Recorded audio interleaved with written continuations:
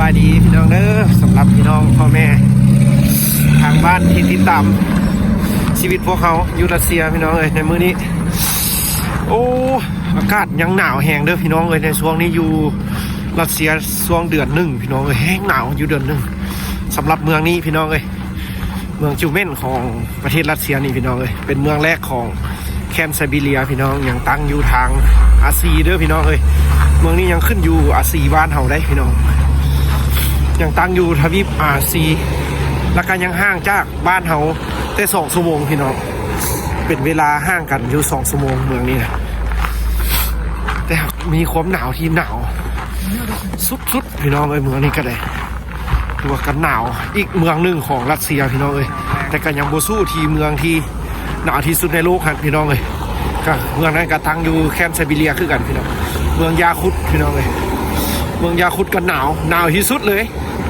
หนาวที่สุดในโลกขนาดพี่น้องเมืองนั้นน่ะวันลบฮอตช่วงนี้ก็สิลบฮอต40ในเมืองเขาอยู่นี่ก็ตอนนี้ก็เป็น-18 หา20 องศาพี่น้องสำหรับเดือน1พี่น้องเลยเดือน1หาเดือน12นี่ก็ถือว่าเป็นฤดูที่หนาวแห้งพี่น้องอยู่รัสเซียนะสำหรับคนลาวที่มาอาศัยใช้ชีวิตอยู่พี่น้องเลยหรือว่าเป็นคือเขาเป็นนักศึกษามาเรียนแล้วกับหมู่คู่ที่เขาเอ็ดคลิปให้พี่น้องได้เห็นผู้ที่มาติดตามไม่เพิ่นกันยังบ่ฮู้ว่าเขามาเฮ็ดอย่างอยู่พี่เขาก็มาศึกษาทำเรียนพี่น้องเลยคือว่าปีนี้ก็เป็นปีสุดท้ายในการศึกษาแล้วพี่น้องอีกบ่โดนบ่นานก็สิได้กลับบ้านแล้วพี่น้องเลยคือว่ารู้สึกดีใจแฮงพี่น้องเลยในการศึกษาทำเรียน6 ปีพี่น้อง6 ปีมาปีทำอิฐกับแม่นเกี่ยมภาษาเรียนแท้ๆแล้วแม่น5 ปีพี่น้องเลยมาเขาก็อยากเอ็ดคลิปเพื่อรุ่นน้องที่กำลังสิมาพี่น้องถือว่าทึกมาเมืองเฮาอยู่บ่หรือว่าสิไปเมืองอื่นหรือว่าเมืองใดๆก็ได้พี่น้องแต่ให้เกี่ยมพี่น้องเลยชีวิตจิตใจหรือว่าเฮามาไกลบ้านไกลเมืองพี่น้องเลยความสะดวกแล้วก็ความยากมันก็ต่างกันสำหรับแต่ละเมืองพี่น้องบางคนก็อาจจะได้กลับไปยามบ้านในช่วงเวลาพักแล้งและบางโรงเรียนก็น่าจะบ่ได้กลับได้พี่น้องเพราะว่าบางโรงเรียนน่าจะให้เวลาพักแล้งหันน้อยและบางโรงเรียนก่อนจะน่าให้หลาย2-3 เดือนเขาก็จะมีโอกาสได้กลับบ้านในเวลาเขากลับบ้านก็สิบ่มีความคิดฮอดบ้านหลายพี่น้อง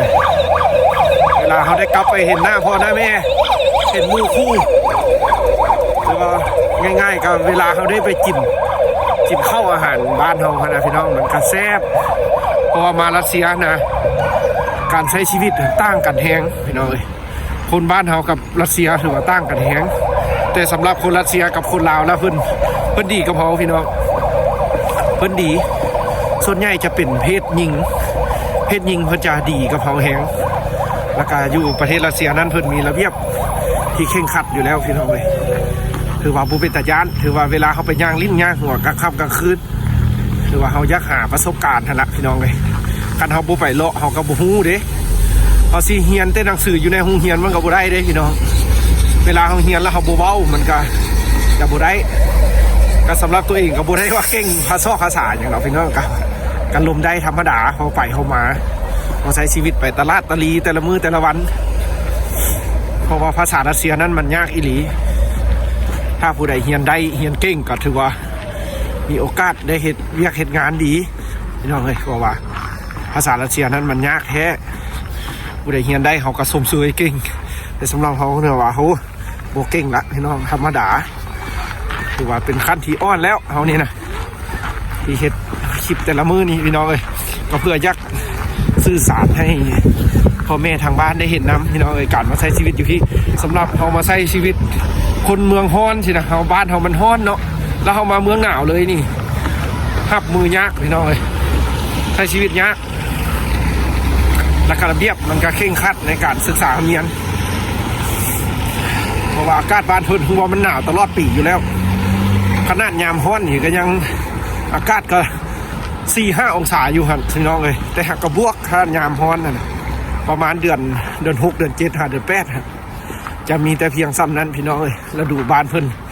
ที่สิมีใบไม้ป่งให้เราเห็นต้นไม้ใบหญ้า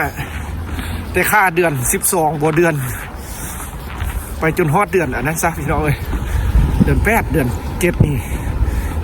คือว่าเดือน5นี่ครับยังมีหิมะบางๆอยู่พี่น้องเดือน5อันสากลนี่นะคือบ้านเฮาลิ้นปีใหม่นี่อยู่ที่หิมะยังมีเด้อเมืองนี้ได้แต่เมืองนี้ยังบ่เห็นฮอตองศาลบ50ยังบ่ฮอตแต่30เห็นแล้ว30ปลายมี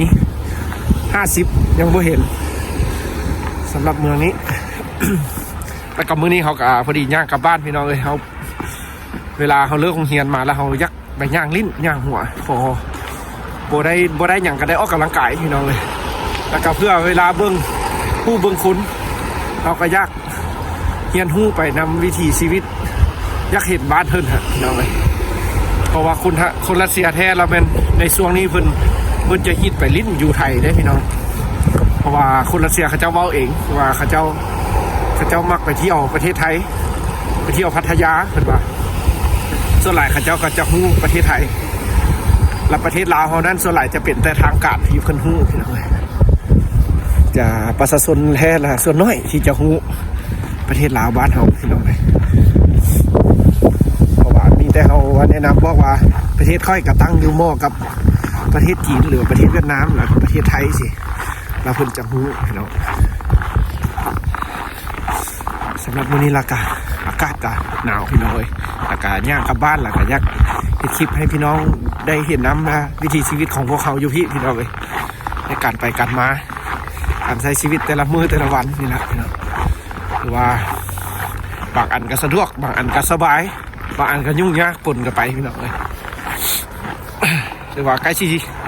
ได้กลับบ้านแล้วพี่น้องเวลากลับบ้านไปพุ่นละจังสิได้เห็นกันในการใช้ชีวิตอยู่ทุ่งไร่ทุ่งนาพอบ้านเฮานั้นมันอยู่แต่ทุ่งไร่ทุ่งนาพี่น้องบ้านเกิดเมืองนอนเทละกะ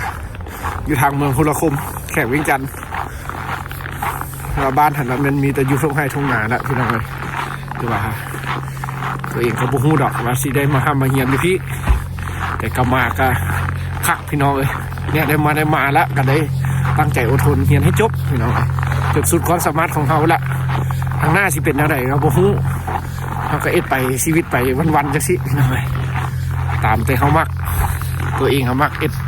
คลิปถ่ายคลิปพี่น้องมักอยากถ่ายคลิปอยากมีความรู้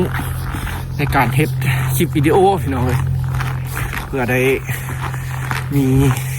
โอกาสได้รู้จักผู้คนหลายขึ้นพี่น้องคันเขาอยู่แต่บ้านเขาก็บ่รู้จักไผเด้ก็มีแต่ทางออนไลน์เพื่อสิได้ให้โอกาสชีวิตของตัวเองได้รู้จักผู้คนหลายๆเทื่อมีผู้คนสนใจอยากช่วยเหลือบ่อยากหยังเพิ่นก็จะช่วยเหลือเฮาถ้าบ่มีก็เอ็ดคลิปถ่ายคลิปชีวิตบ้านให้บ้านซอกหาปูหาป่าน้ำบ้านหั่นพี่น้องแต่ก็ขอบใจพี่น้องเด้อผู้ที่เพิ่นกำลังเข้ามาติดตามใหม่ๆสำหรับพวกลูกอยู่เมืองนี้พี่น้องเมืองจิวเม่นนี่ก็กับหมู่คู่ทั้งหลายก็ขอบใจหลายๆที่มารับชมคลิปบางอันคลิปก็มีสาระบางอันก็ถ่ายกันไปมั่วๆไปพี่น้องเพื่อชีวิตแต่ละมื้อแต่ละวันนี่แหละพี่น้องบ่มีดอกไปท่องเที่ยวไปหยังก็บ่มีจะถ่ายไปมื้อวันๆให้พี่น้องได้เห็นคือเราพ่อแม่ทางบ้านยังบ่ฮู้ว่าเมืองของลูกโตบางคนมาห้ามมาเหียนนี่เขาเจ้าก็